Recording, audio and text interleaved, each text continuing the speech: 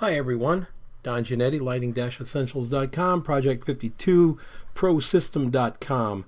I have been teaching on the internet for well over 10 years now, and I'm not famous. If you're looking for fame, that ain't me. I'm not interested. I like working with small groups of people and seeing massive growth, and that's what we do at Project 52. These are crazy days, isn't it? Huh? Y'all agree? Crazy days.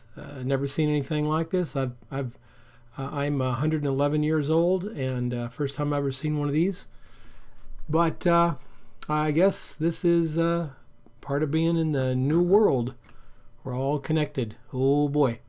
Here we are. Nothing to do. Well, we do have something to do. We're going to look at making tabletop photographs. We're going to look at how you can do this all in your living room. We do a lot of teaching here. We got a lot of portrait classes and stuff like that. I call them the 8-week classes. They're 8 weeks long, 8 assignments, 8 critiques. And but we're not doing that for, well, I guess obvious reasons. We're going to stay in the house. And please, everybody, hashtag stay home. We're going to stay in the house. We're going to stay in our space, set up a little card table and some lights, and we are going to learn how to light and work with stuff on a tabletop. I'll be drawing from 3 of my classes, probably a 4th. There's a 4th class I'm going to look at as well. I guarantee you, I don't care how long this particular sheltering in place thing is going to last. If it lasts 8 weeks, that's great. If it lasts 6 weeks, we're still going to do 8 classes. I guarantee you that. And if it goes over 8 weeks, we'll just keep adding it to it. We'll keep you busy and learning and becoming a better photographer, especially on the table. I love tabletop photography. I really do. It's an exciting place to be when you can control all of your light and every nuance of everything. And you're going to light with, you're going to learn that you can light with everything from inexpensive continuous lights you can get on Amazon for about $110, speed lights, studio strobes, windows, white cards, soft boxes, and my favorites, scrims. So let's get going. We're going to look at some student work, and then we're going to look at the lighting that presents the work. Here we go. Photographed by Dennis Boyer. A lot of texture in here. You see the highlights. Texture is basically highlight and shadow. It's highlight and shadow. There's everywhere there's a highlight, there's a corresponding shadow right in here. We see the wood, the texture on the wood. We see it through here. Look at the texture on the old silver metal objects here. A patina, I guess you would call it. The rust, all of this stuff is very fascinating. And it's a delight to the eye. The eye just tracks the contrast and the detail in these kinds of images. Lovely image. Light from the side. Lighting from the side will show contrast because lighting from the side shows a highlight and a shadow. If you want to get rid of texture, contrast, you light from the front, and then you have no texture and contrast. Everything's lit.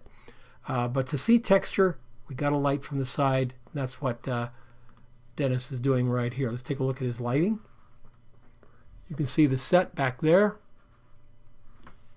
He's got a little white card bumping in a little bit from the side. That's his strobe right there. It looks like he's got a scrim on the front of the strobe, kind of a sloppy scrim just to break it down a little bit so it's not so harsh. There's the items. This board is facing the items, not facing this light. It's getting plenty of light on it. And all this board is doing is providing the very shiniest parts of this something to reflect. If you haven't read my classes that are linked on the home page about subject-centric light, jump over there and understand that we don't bounce light. We provide something for the subject to reflect.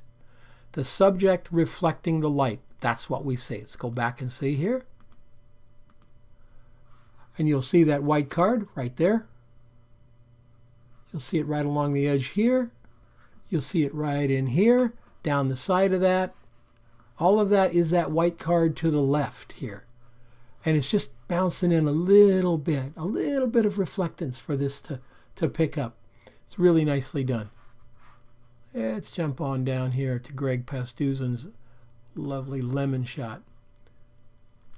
Now Greg's using a couple of different tricks here for texture. Number one of my favorites is backlight, coming from the back in a half circle of beautiful light, anywhere from here to here, and especially back here. My friend Rick Gale calls it the Arc of Beauty. I think he's absolutely right on. And that's where we work. So how is he showing texture? Well, we've got this nicely textured wood here. The light's coming from the back. You see it on the orange peel here? Lemon peel, sorry. You get a little highlight, a little shadow, a little highlight, and a little shadow, and all the way down through here we get that. He also lets the depth of field of the lens drop out on that wood back there, so that the lemon then pops very sharply against the soft texture of the wood. And these guys are just very textury because highlight and shadow again. Let's take a look at his lighting. Greg's using a pretty inexpensive light. You can get these at Amazon for less than I think get these less than $50, but you can get an entire kit including a boom for about $125. I have one of those kits. I love it. Love it, love it, love it. You'll make a lot of great photographs, and they're easy to set up and they're easy to take down, and even if you drop them, nothing gets hurt. So stands aren't the strongest stands in town, but then you're holding up a little soft light with some light bulbs in it, so it's strong enough. So he's got a scrim with a fairly poppy. You see he's taken the front softbox part off of this box, so he's using the very poppy silver lining coming through the scrim. What difference does it make? Well, with the other scrim on it, we would have a little bit more subdued highlights in the highlight area. They'd be just a tad more subdued. And he wants it to pop, so he creates lighting that makes it pop. See, that's the nice thing about being a photographer. You own it all. You just own it all. You want it to be a little more poppy? Make it a little more poppy. I suppose you could say, well, I'll do that in Photoshop. Yeah, whatever. I'm so totally uninterested in that. I'm totally interested in being able to do it in the camera. And then when you go into Photoshop, you just enhance it a little bit. Oh, I love Photoshop. I use it all the time. But you just use it to enhance rather than to fix. So Humberto Valdez over in Portugal, shot these Portugal peppers on this old piece of wood here, and did some beautiful soft light. Notice how liquid looking the highlights are on the chilies. They've got a bit of a shine to them, like a dried chili would have, just a semi reflective surface, and then on this very matte board they just pop up very nicely. Lighting is really cool. Lighting is basically a big white card here. He's shooting down from here, and he's powering a speed light, real soft speed light from the side to light the board. He's just lighting up the board like with something over here. Boom, hits the board, lights up the still life in front of him. And then where you aim that light on this board will make a big difference on how that light works down there. If you aim it down lower, you're going to get more of a shadow. If you aim it up high, you're going to get kind of what he's got here, which is this. Soft shadows. Very beautiful reflection of the peppers. Nicely done.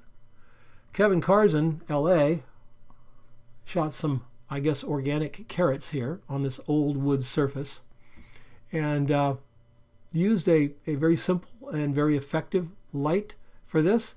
You can see the little soft shadows falling forward, giving it dimension. Got nice little highlights on the top here.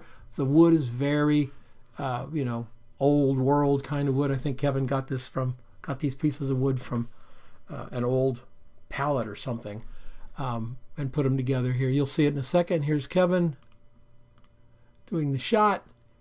He's got the old wood. There's the carrots. Got a little bit of a kicker. We'll go back to the image here in a second and take a look at it. a nice big softbox, and then a scrim here. And notice the way he's holding the scrim. Notice that the scrim is closer to the softbox here than it is to back here. Do you know what that does? It puts a gradient on the light. One of the reasons I don't care much for softboxes is because the light to me is just, it's flat. It's a big box.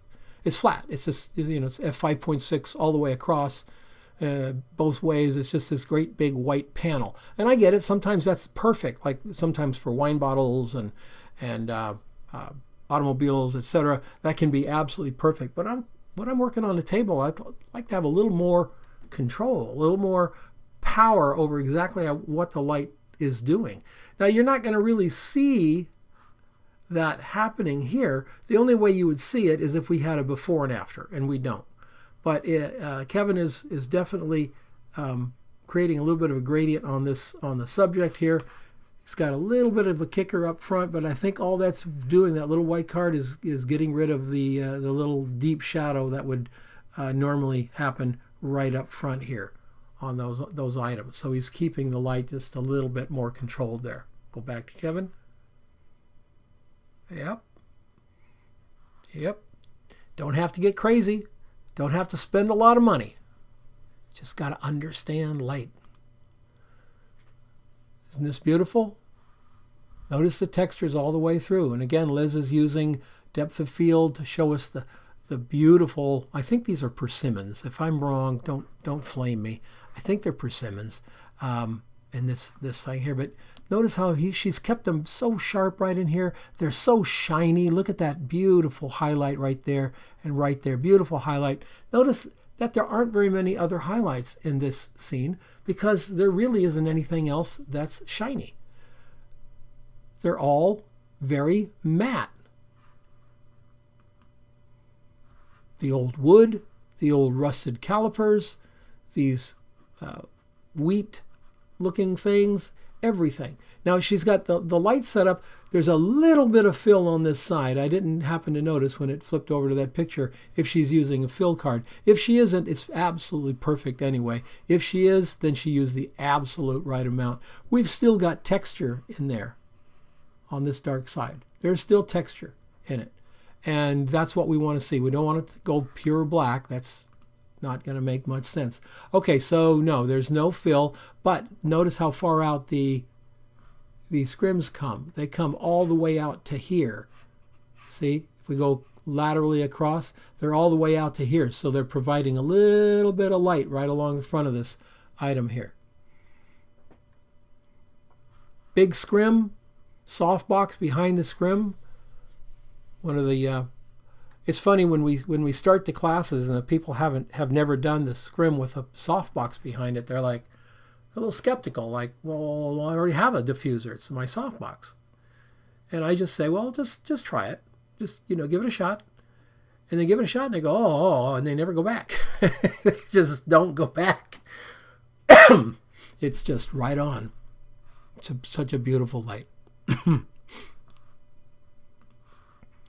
Here we got some nuts, some old wood, and a nice textury bowl here. So we can see all the nuts in here. Do you see the, right off the bat, do you see the fill? Yes. Right, oops, let's go back. Right there, you see the fill on that nut? And you see it right there, just a little bit brighter, and you see it right there on that nut. That's the fill. Now you take that away, and the picture becomes less interesting. You've got to control your fill, so that you have exactly what you want in the image. We don't want dark nuts like this one all the way over here. We don't. Then it just looks like it's not controlled lighting. It's not sublime lighting. It's not your lighting. It's just light. And it might be fine, but this is going to be way better when you control it. How did Miranda control it? Well, she's got her big scrim over here and her bowl. Now she's actually added black to the back. We'll go back to the shot and see that in just a second. And there's her little tiny V card, adding a little bounce back in. What is this lighting? It's just a dining, it's a kitchen, I think, or a dining room, and she's just hung up some shower curtains around it just to make this big, soft, beautiful light. And when she does that big, soft, beautiful light, she has to create her own negativity over here. Otherwise, it'll be too lit. So when you go back and look at her set, she's got light here, black here, and even a black card up close. And that black card up close is making sure that these nuts in here stay dark enough that the fill brings them out, pulls them out of the shadow. Negative fill is sometimes what people call it, negative fill. I call it negative reflection because I think of light as being reflected. I don't think of it as being bounced. I can show you reasons why, and there's a bunch of them over in the Lighting Essentials, the free lighting course. If you understand that that what we see is what is reflected, and that everything reflects, lighting's going to come so much faster to you than when you think that lighting has something to do with the units themselves. Lighting is everything to do with the subject and the appropriate use of the tool to light that subject. All right, so we've got, this is Catherine Vibert. She used all these beautiful old leaves from, this was a fall assignment, I believe. It was, or at least the class was in the fall. And these very, very old clamps here. You can see them everywhere in here. Really beautiful shot, don't you think? It's got texture in the leaves. It's got texture in the clamps and the little screw thing there. Look at that. Texture everywhere in this. We saved some interesting lighting for last. This is simply a window. Just a window. White card to bounce it in up close to the window. You want to be within 2 or 3 feet of the window for it to be what you want. And you'll notice, by the way, as you move this thing closer to the window, your light will change dramatically. And there's a lot of reasons for it, inverse square law being one of them, but not in the traditional sense, but it does play a factor. Farther you get away from that wall, the more the light falls off, and the more the light falls off, slower. So just the same. The numbers aren't quite the same because it's a window instead of a point source light, but gosh, they're pretty close. Do an experiment, you'll see. So, window light, couple of cards, and a beautiful, beautiful still life. Don't have to spend a lot of money. Doesn't have to be a fancy setup. I hope these shots helped you out in planning for your shot. I hope that you and yours are all safe. Stay safe. Stay inside. And protect one another. I will see you next time. Have a great one. Bye-bye.